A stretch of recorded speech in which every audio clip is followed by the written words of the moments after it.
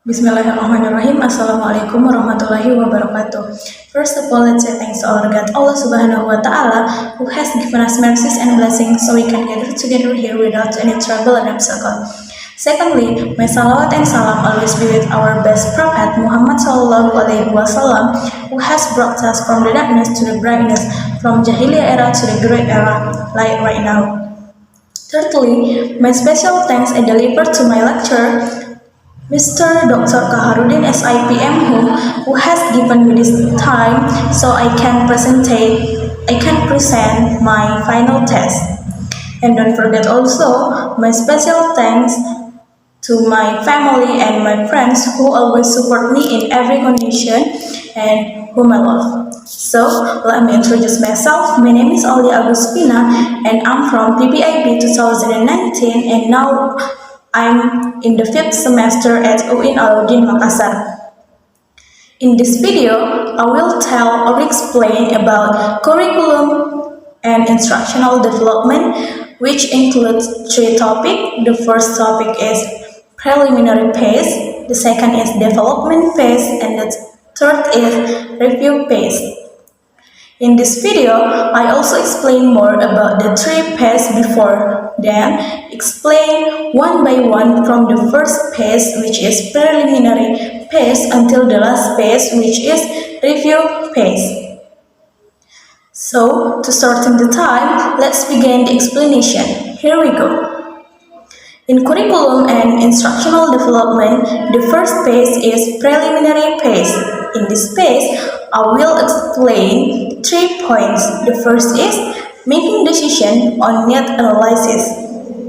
In this stage, we are required to think about basic decision before the need analysis is carried out.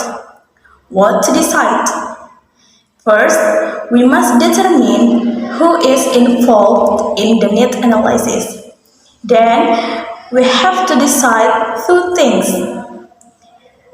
The first is we determine which categories of people we can involve in our need analysis. We can find out the categories of people we can involve based on Brown's theory of the 4 categories of people we involve in need analysis. The first is target group. In this target group is anyone like teacher, administrator, and other. The second category is audience. Who do you think will be doing the results of this need analysis? And the third category is people who do need analysis. And the last categories or the 4th categories is research group. People who are a source of information for us to get information about the target group. And the second is we determine the number of people we will involve in our needs analysis. How to determine the number of people we will involve? There are 2. The first is population availability, whether the people we categorize exist. And the second is determine the sampling technique, whether we use a total sampling technique or random sampling. And the next is what information should we collect? There are 5 divergent philosophies that exist in the need analysis that affect the type of information we will collect. The first is discrepancy philosophy, the second democratic philosophy, and analytic philosophy, and diagnostic philosophy. The selection of philosophy will constantly affect the type of information gathered in the need analysis. The tendency is the listing of needs may grow to unmanageable proportions that make the curriculum designer needs to decide which point of view should be taken. Then, the need analyst need to sort all the information and narrow the scope of investigation. How we can get the information, or what instrument do we use to get the information? In this session, the need analyst can use three basic dichotomies of need proposed by Brown, 819. The first is situation needs versus language needs. The second is objective needs versus subjective needs. And the next is linguistic content versus learning process. The next session in this topic is gathering the information in need analysis. In this point, there are 3 points that I will explain. The first is how to distribute the questionnaire. The data gathered from the introductory questions are used for showing the participant situation. For example, name, gender, age, and class, and perception on the importance of things that we will analyze as like English skill or others that availability in the place that we do the research is like junior high school or senior high school and other. In addition, both types of information, linguistic needs and learning needs, are analyzed into 3 categories, and the frequency score of linguistic needs and learning needs are derived by giving each category scores from 1 to 4 as indicate as importance level that includes not important, less important, important and very important. Also, proficiency level that includes for fair, good, and excellent. And the last is frequency level that includes hardly ever, seldom, often, and always. Data presentation that represent the information analysis. To calculate frequency, the number of the respondents is multiplied with its score and then divided by the number of respondents in all categories. To clarify the data presentation, some data were analyzed by using diagrams to see the distribution of the level of frequency and level of importance using language skills. The overall data are then analyzed to recognize the need inventory of the target group in language learning, which is then used as the basis for formulating aims and objective of learning and designing speaking course 1 syllabus. Then the next session is using the information in need analysis. The first is reviewing needs inventory from the linguistic needs. Identifying linguistic needs are carried out by analyzing the students' learning ability and learning priorities. The result of the analysis are used for prioritizing the components and selecting appropriate teaching materials which are required to design the syllabus.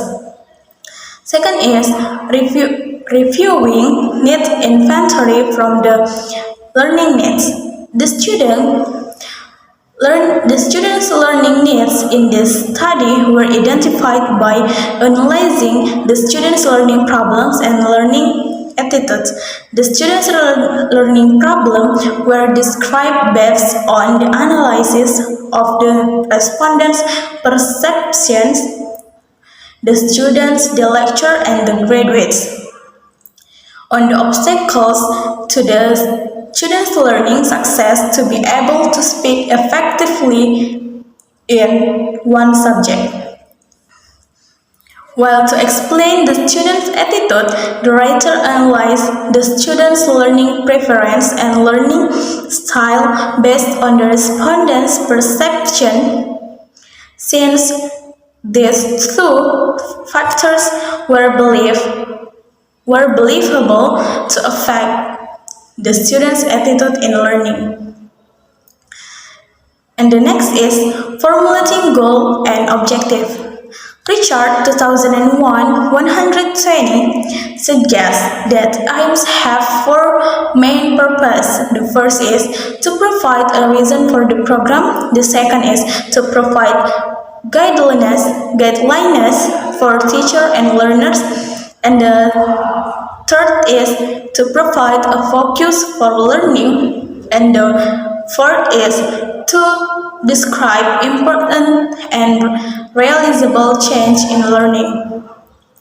Richard 2001-123 also described the statement objectives possess that following characteristic.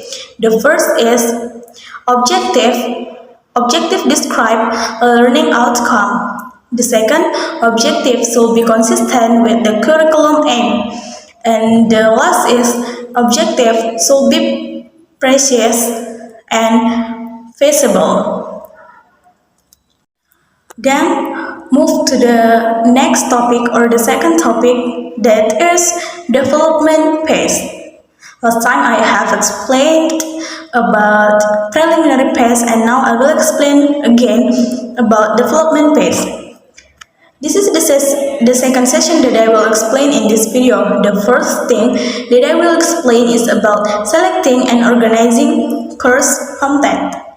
In this session or in selecting course content, we select the major topics and determining the order of the topics. In determining the major topics in the content syllabus that will be presented in the class, the thing that can be done is to do a need analysis or consult with the teacher concerned. According to Richard 2001-48, that when conducting a need analysis, the information obtained is very helpful in the development of ideas in determining the major topics. When you have found the main topics, the next thing to do is review the main topics. Or in other words, to select the major topics is topic derived from the need inventory or discovering the initial list of the topics, and to determine the order of the topics or consultation with teachers, or review or refine the initial list to determine the criteria for sequencing the course contents. After that, the other thing in selecting and organizing course contents is planning the course structure or designing syllabus. As we know that the design is realization of the inventory of need analysis into actual production, like syllabus, lesson plans, and prototypes of the teaching material. This is the statement from Kaharudin and Arafa 2017.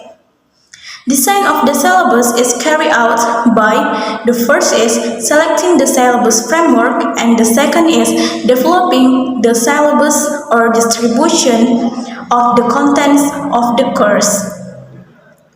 In selecting the syllabus framework, the designer used integrated or mixed syllabus framework. These are topical or content-based syllabus that organize around theme or topic. The second is structural syllabus that organize around grammatical items.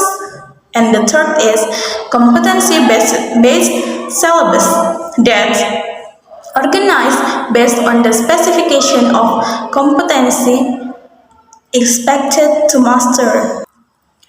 This all is determined to satisfy the linguistic needs and the learning needs of the students.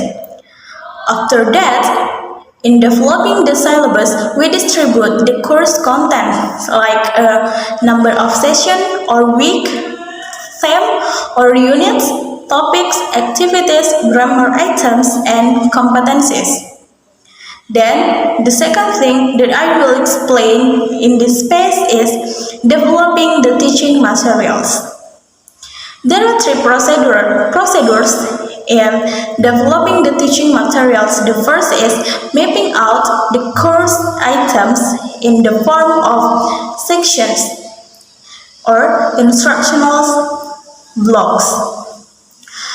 Units consist of several lessons. The representation of the instructional block is the lesson plans. The second is making the prototype of teaching materials based on the lesson plans. And the third is getting experts of ELT to review the prototypes. Then, in making the lesson plan, pay attention to the 2 points. Those are, the first is use the syllabus as a guideline to write the lesson plan or make the course general description. And the second is decide the details of the lesson plan by referring to a certain theory of lesson plan. For example, Brown 2001, goals, objective, materials and equipments, procedures, evaluation, and extra classwork. In making the prototypes of teaching materials, pay attention also to the 2 things. The first is make sure that the prototypes are verified based on the need inventory, which have been transformed into the syllabus and the lesson plans. The second is decide the organizational structure of the prototypes. Then, the last thing that I will explain in this page is reviewing and validating the teaching materials. It was carried out by giving an instrument employed to review the elements of the teaching materials like contents, language competence, activities, as well as supplementary materials. So, from the content must the diversity of topics, the relevancy of the topic to the level and need. The next is the contribution of topics to the development of language skill. The next is the authenticity of the material in the topics. Then after content, language competence must, the first is the conformity between the language components and the student's level of language proficiency. The next is the relevance of the language components to the student need. And the next, to the difficulty or the easiness level of the language components. Then, activities. Activities must, the first, the attractiveness of the activity. The second, the aim of the activity like fluency and accuracy. And the next is the relationship of the activities with real world use of language.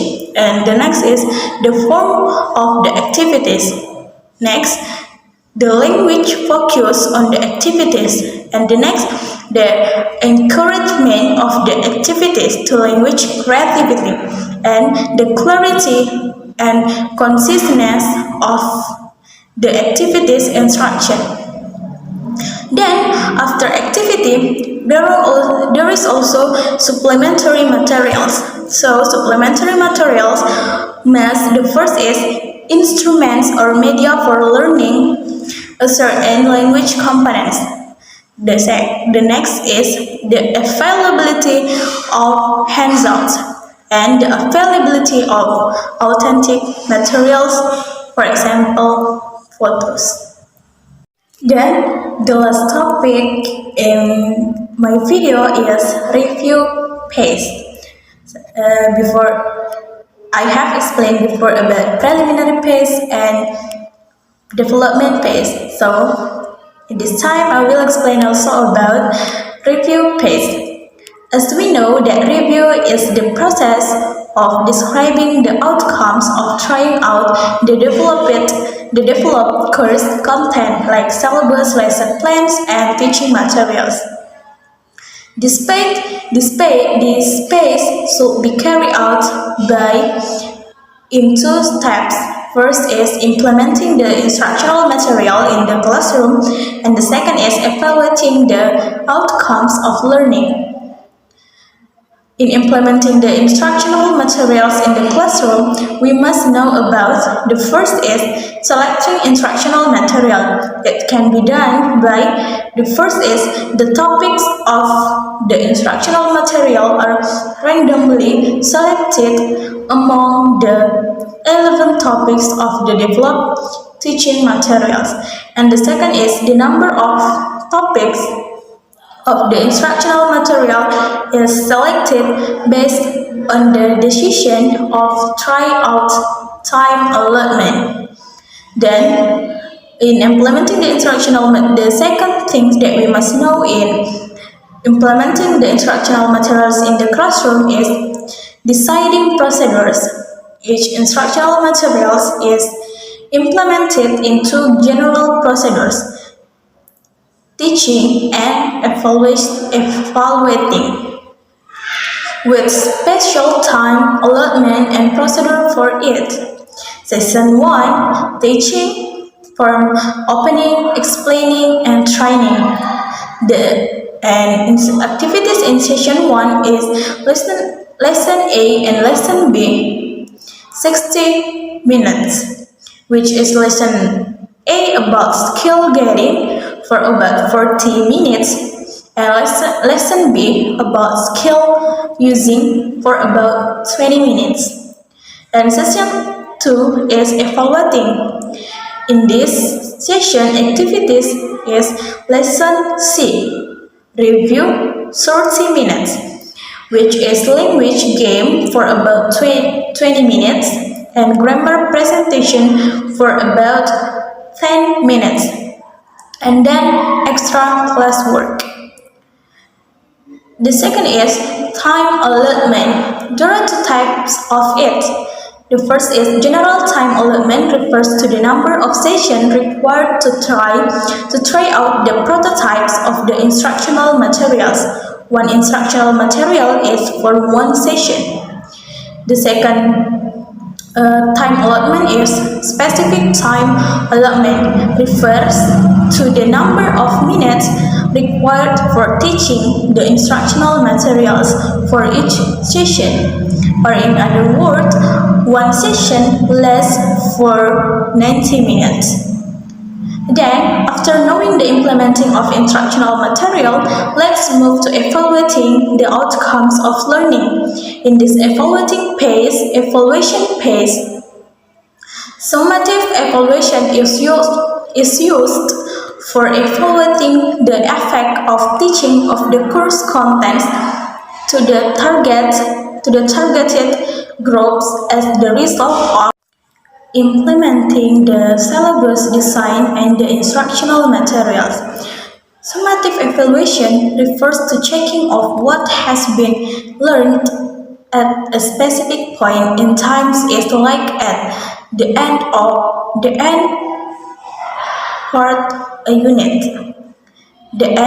unit of course. The first level in evaluating is reaction to conducted by assessing 15 students' reaction or attitude after learning teaching materials. The second level is learning. This is to measure what the students have learned from the presented materials by comparing their performance before and after receiving the instruction. And to know the summative evaluation from students, we can use the pre-test and the post-test that can used by the following procedures. First, the interviewers prepare a series question on 3 topics like family, checking, cooking and food, as well as future plans.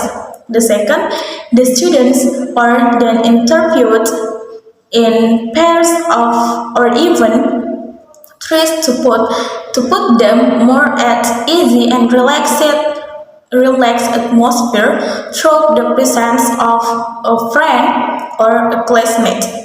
The third is the interviewer then leads into the interview by first of all asking yes or no question, followed at some stage or other by an WH question, and the last is the students are required to reply the question in a natural speech question. Also, the student's speech is then scored in rating scale sheet. So, from my explanation about three phase, preliminary phase, development phase, and review phase, the conclusion in my video, there are three phases on curriculum and instructional development, and in each phase there are things that we must pay attention. The first is preliminary phase that tell us about making decision of need analysis, gathering information in need analysis, and also using the information in need analysis. Then the second phase is the development phase that tell us how to selecting and organizing course content, how to developing teaching materials, and also reviewing and validating the teaching materials. And the last but not least is the review phase that tell us about teaching instructional material, evaluating learning outcomes, and also summative evaluation. Those all the things that very important for us as the future teacher. So maybe that's all from me and also my video. Don't forget, I want to thanks to Allah Subhanahu wa Ta'ala also that given us healthy until now and bless me so I can complete this final project. And don't forget also my beloved friends, Sesuka Kalian. Sesuka Kalian is my name of our circle in my university world. That's become my best support system, which always support me in every condition and whom I love once. Thank you so much, and I do apologize if there are many mistakes in my video, and I hope my video can be benefit for us. So the last I say, wassalamualaikum warahmatullahi wabarakatuh. Thank you so much.